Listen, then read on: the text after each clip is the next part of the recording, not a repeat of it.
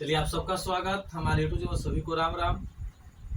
और अब जो है क्लास 11th के केमिस्ट्री हम लोग बहुत ही से छोड़े हुए हैं, है ना। अब पढ़ ले, ठीक है। चलिए अब देखिए क्या है।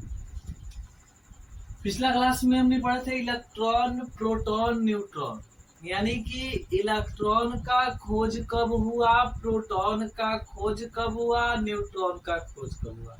पिछला क्लास के वीडियो छोड़ा था ना, वो चेक कर रहे थे ना, ठीक है। तो आज की क्लास में जो जानेंगे अब आगे चलेंगे हम लोग। परमाणु संरचना एक ऐसा चैप्टर है जो आपको फिजिकल केमिस्ट्री को अच्छा योगदान देता है। फिर अगर 12th में जाएगा तो वहां आपको कार्य करेगा। और इससे कुछ कुछ ऐसा टॉपिक है जो आपको हमेशा कार्य करेगा, ठीक है। तो इस सबको ध्यान रखते हुए तो आराम से बारीकी से समझना है। हम टॉपिक को एक दूसरे से संबंधित, जैसे आप किताब को लेगा वहाँ कुछ और मिलेगा, लेकिन यहाँ कुछ और पढ़ाएंगे तो क्या सोच नहीं। आपको जो टॉपिक हम पढ़ा रहे हो कहीं बीच में मिलेगा, कहीं किनारे मिलेगा।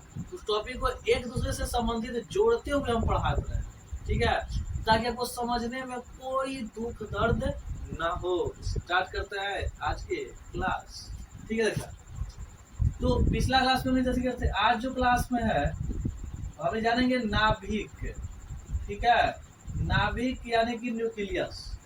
नाभिक होता क्या, कहता क्या है कि किसी परमाणु, कोई भी परमाणु हो, ध्यान समझिएगा बात को, तो किसी परमाणु का संपूर्ण धन आवेश जिस केंद्र पर केंद्रित होता है, यानी कि संपूर्ण धन आवेश कहे के मतलब +4, ठीक है।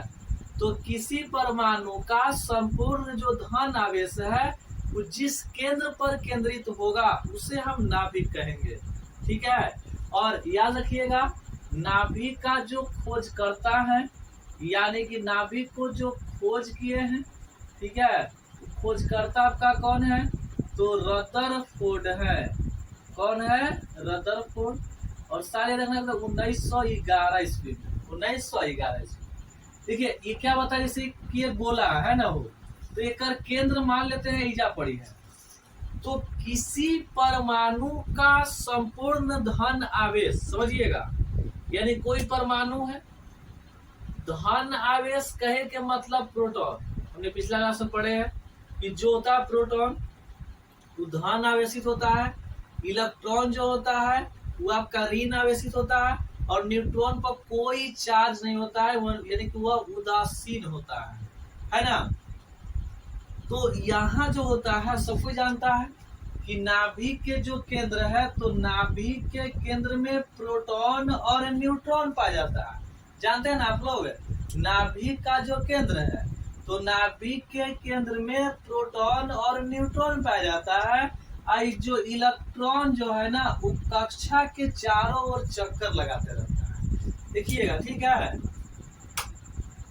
ये क्या होता है, कक्षा के चारों ओर चक्कर लगाते रहता है। इसका मतलब क्या होता है, जैसे अगर नहीं याद रहे, देखिए तो ई से याद रखना है इंस्पेक्टर साहब, एन से नाना जी, ठीक है। आप पी फॉर पापा जी, तो पापा नाना क्या रहते हैं, घर रहते हैं आराम से, इंस्पेक्टर चक्कर लगाते रहते हैं, ठीक है। नाभिक का जो आकार होता है वो 10 के पावर -15 मीटर, क्या होता है, 15 मीटर होता है। समझ में बात आ गया, क्या समझिएगा।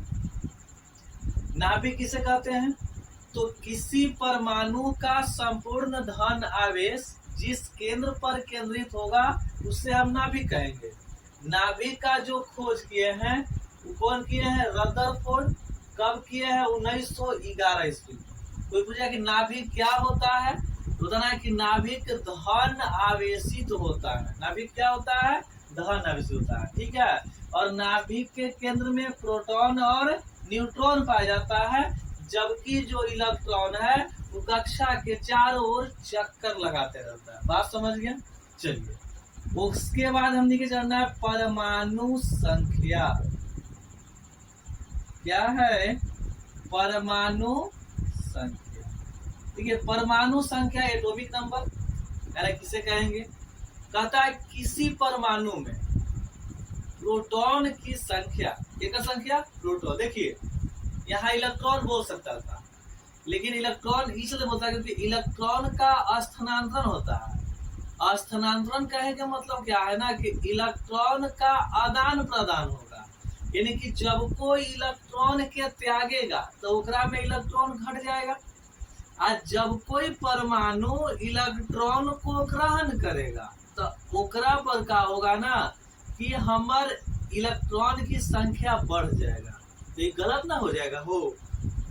और जो हमने के प्रोटॉन होता है वो स्थिर होता है, ठीक है। तो किसी परमाणु में प्रोटॉन की संख्या कोई बोलते हैं परमाणु संख्या, जिससे हम लोग क्या करते हैं जेड द्वारा सूचित करते हैं। एक नियम क्या है हमने के, तो जेड बराबर पी बराबर ई। एक मतलब क्या होता है, यानी कि जितने परमाणु संख्या उतने प्रोटॉन संख्या और उतने इलेक्ट्रॉन संख्या। बात समझ गए, ठीक है। यानी कि लाइन का मतलब हो गया कि जितना हमार परमाणु संख्या है उतने हमार प्रोटॉन संख्या है और उतने क्या हमार है इलेक्ट्रॉन संख्या। बात समझ गए। चलिए आगे चलते हैं। आगे हमने क्या पढ़ना है, परमाणु द्रव्यमान, है ना, एटॉमिक मास। परमाणु द्रव्यमान, इसको भार भी कहते हैं, इसे लगा देखिए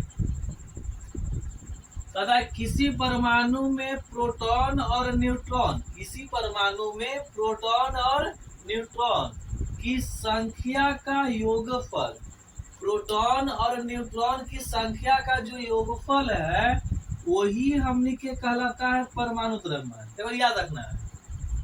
जैसे मान ले कि एक्स कोई परमाणु है तो ए ऊपरे होता है या जेड नीचे होता है। जेड को हम बोलते हैं परमाणु संख्या, जेड को क्या बोलते हैं परमाणु संख्या। बात समझ गया। और इसको हम लोग याद रखेंगे तो से, तो जनता से, है ना, का से जनता से। ए को हम लोग बोलते हैं परमाणु द्रव्यमान, परमाणु द्रव्यमान। तो अभी छोट छोट है लेकिन है ना, तब क्या कर देंगे रगड़ के फेंक देंगे। और इससे हम याद रखेंगे आसमान से, और जिससे हो आसमान, यानी कि आसमान ऊपर और जनता नीचे, यही ना होता है। आसमान कहाँ है, ऊपर है, और जनता कहाँ है, नीचे है। तो आपसे पूछता है क्वेश्चन, देखिए जैसे मान लीजिए क्वेश्चन की बात करें, पूछ दिया जिंक, है ना, नीचे 30 और ऊपरे 65। एक मतलब कौची हुआ पहले ही समझा। हम क्या बतैली, आसमान ऊपरे या जनता नीचे, तो जनता मतलब जेड, समझ रहे हैं। आ जेड ई है, आ ई को बोलते हैं परमाणु संख्या, यानी कि एकरा में हमर परमाणु के संख्या देवल है। तब परमाणु के संख्या जो है वो हमारा 30 देवल है। बात समझ गेला। ओकर बाद आसमान, आसमान ऊपर जनता नीचे, ता आसमान मतलब ए न हो, आ ए मतलब परमाणु द्रव्यमान, समझ था। तब परमाणु द्रव्यमान भी हमने के देवल है। तब परमाणु द्रव्यमान, तो जो परमाणु द्रव्यमान देवल है वो 65 हो गई। तो हम इसे काम मांग सकता है वो, तो कहेगा ना कि इलेक्ट्रॉन, हम तीनों बता देते हैं, आपसे कोई ये वो पूछेगा, ठीक है। तो इलेक्ट्रॉन की संख्या, फिर पूछ सकता है प्रोटॉन की संख्या, फिर पूछ सकता है आपसे न्यूट्रॉन की संख्या। ठीक, इतना पूछ सकता है। बात समझ रहे हैं ना। इलेक्ट्रॉन प्रोटॉन न्यूट्रॉन कैसे पूछेगा, देखिए आप कैसे बनेगा। देखिए पहले हम चलेंगे परमाणु संख्या से, ठीक है। तब परमाणु संख्या जब चलू हो तो नियम है जेड बराबर पी बराबर ई। जेड का मान यहाँ हमने क्या आयल होगा, यानी कि 30 30 और 30 हो गया ना। यानी कि हमने के जेड के मान दे दिया हो, दे दिया ना। अब बच गया तो हमने के यहाँ से पी के मान आ ही गए 30, आई का मान आ ही गए 30, यानी कि इलेक्ट्रॉन के मान आ गया और प्रोटॉन के मान आ गया। जो जिसका मान नहीं आया है वो न्यूट्रॉन है, यही ना है। यानी कि जेकर मान ना रखो कौन सी है, न्यूट्रॉन है। तो वो कैसे निकाले कहूँ, ठीक है। तब फिर एक नियम है ना, परमाणु द्रव्यमान से चलेंगे, ठीक है। तो परमाणु द्रव्यमान से जब चलेंगे हो तो ये पूछेगा तो ए बराबर पी प्लस एन, हमनी के एन निकाले के है तो ए घटाओ पी, यानी चला कहा जाए कि ए के मान कितना हो 65 हो, अब पी के मान 30, घटाला पा गए वो 35, लिख दिया। अतः ई बराबर 30, पी बराबर 30 और एन बराबर 35, यही हो गया हमनी के आंसर। समझ गया, स्क्रीनशॉट ले लीजिए, ध्यान देना। अगर बाद में बोले आप समझा देबो आओ का, सब ले लो स्क्रीनशॉट, है ना। अब देखा आई ऐसे पूछा था बार गेला, कभी सारा क्वेश्चन पूछता था कैसे बनेगा, है ना। देखा जैसे मान लीजिए क्वेश्चन दिया, पूरा में कह दिया कि पी के मान जो है वो आपका 13 है, एन के मान 14 है। तो हमें बताइए कि ई बराबर क्या होगा, ए बराबर क्या होगा और जेड बराबर क्या होगा, ये पूछ दिलो क्या करे के, है ना। जैसे ऐसे पूछी तो बन ही जाए तू लोग से। अरे हम तीनों बना दिले, वहाँ एक ही वो पूछेगा क्योंकि ऑब्जेक्टिव पूछेगा ना आपसे।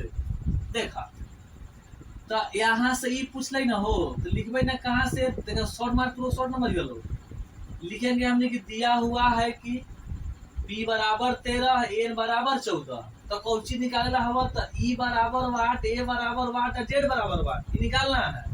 फिर देखो कि हम जानते हैं कि कहाँ से, तब परमाणु संख्या से कौची नियम आयो, तो वहाँ नियम है जेड बराबर पी बराबर ई, यही नियम है ना। तो जेड कौची है चला, तो जेड परमाणु संख्या जो कि दिया नहीं है, निकालना हमने के तीनों में से कोई का मान होना चाहिए। देखिए यहाँ पी का मान दिले है तो एक हिसाब से 13 हो गए, एक हिसाब से 13, एक हिसाब से 13 बोले ना, तो 13 हो गए।